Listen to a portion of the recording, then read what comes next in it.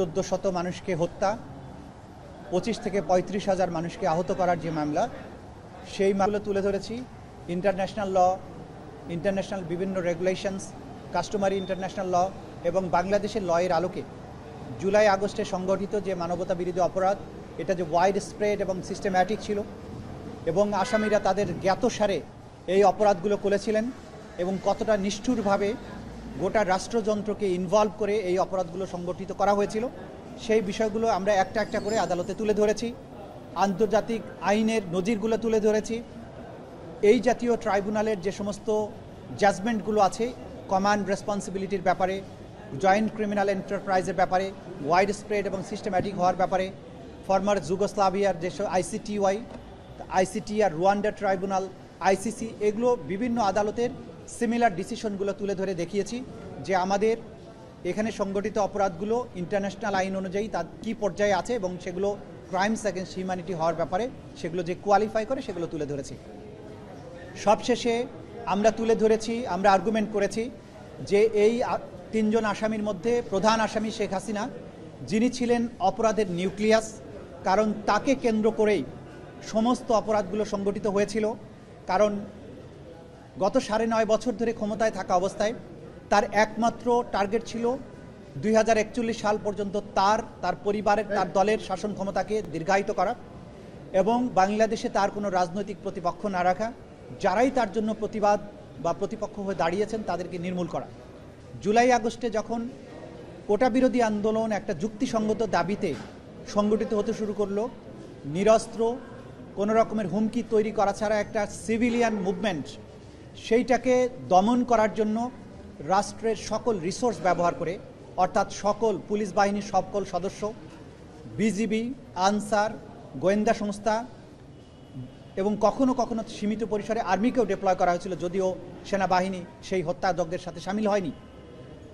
এর সাথে helicopter, drone, APC, lethal weapon, মারণাস্ত্র ব্যবহার করে রাষ্ট্রযন্ত্র সম্পূর্ণভাবে ইনভলভ হয়ে 1400 মানুষকে হত্যা করলো, হাজার হাজার মানুষকে আহত করলো। এই যে ক্রাইমস অ্যাগেন্স্ট হিউম্যানিটি, এটার মূল লক্ষ্য ছিল শেখ হাসিনা এবং আওয়ামী লীগকে চিরস্থায়ীভাবে ক্ষমতায় রাখা। এটার পলিটিক্যাল টার্গেট ছিল সেটা।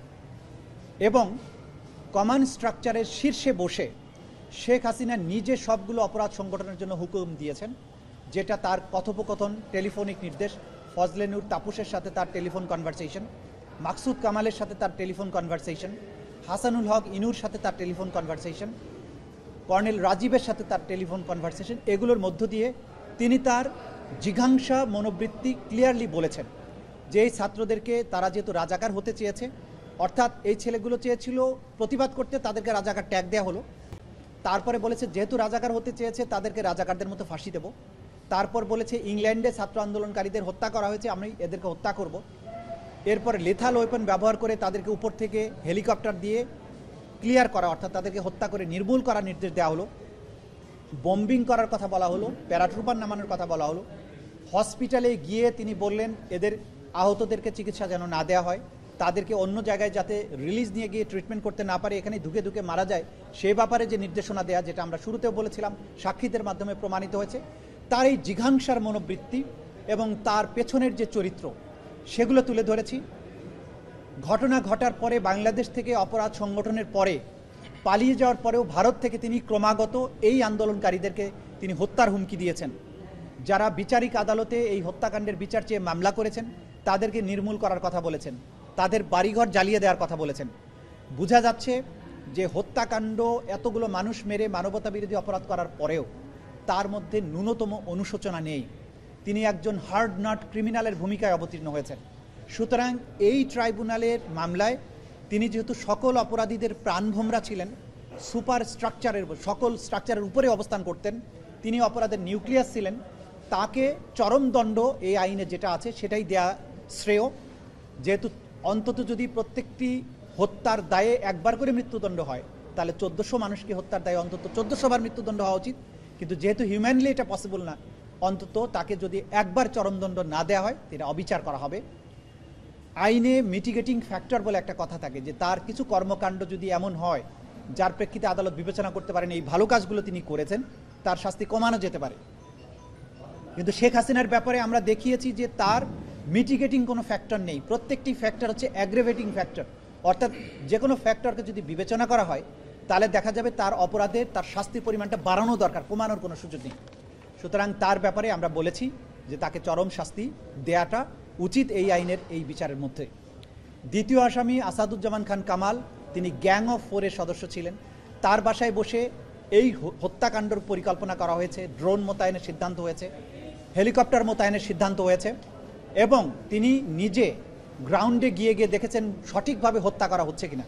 তাকে ভিডিও দেখানো হয়েছে, তিনি বলেছেন যে গুলি করি, তাকে যখন বলা হয়েছে যে গুলি করি একটা মরে একটাই যায়, বাকিরই যায় না স্যার, অর্থাৎ তিনি জানতেন যে গুলি করে মানুষ মারা হচ্ছে, এবং সেই মারার বিষয়টা ভিডিওতে দেখানোর পরে তিনি তাদেরকে আরও ফার্দার কিভাবে মারা যায় সেভাবে ডাইরেকশন দিয়েছেন, তাদেরকে শাস্তি দেওয়ার, তাদের প্রতিরোধ করার কোনো ব্যবস্থা করেননি।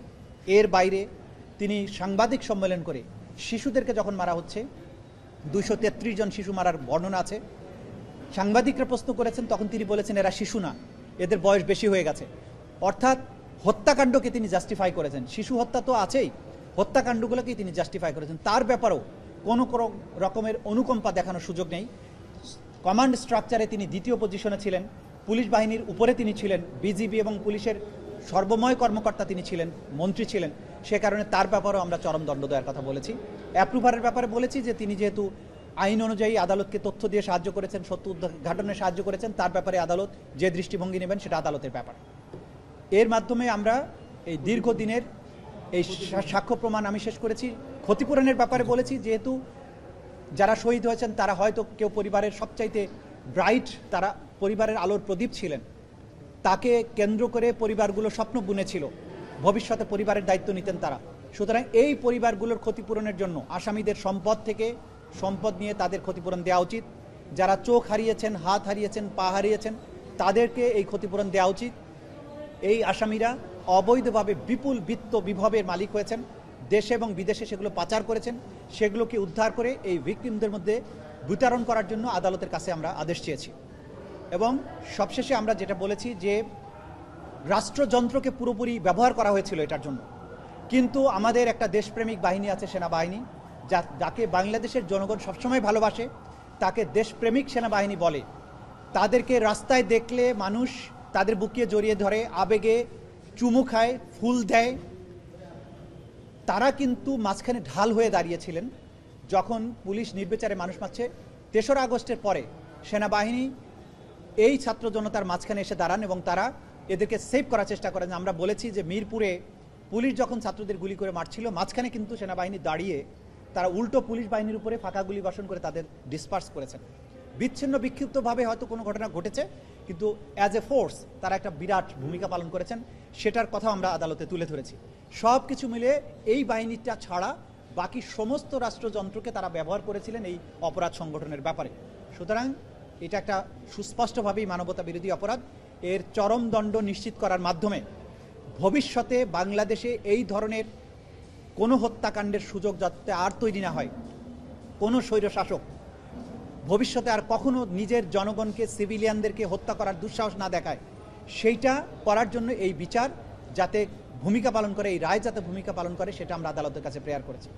শেষ কথা আমরা আপনাদের মাধ্যমে জাতির কাছে বলতে চাই যে আমাদের প্রতিশ্রুতি ছিল জুলাই আগস্টে বাংলাদেশে যে মানবতা বিরোধী অপরাধ সংগঠন হয়েছে তার সুষ্ঠু তদন্ত এবং সঠিক ন্যায় বিচার নিশ্চিত করা, এটা আমাদের অঙ্গীকার ছিল।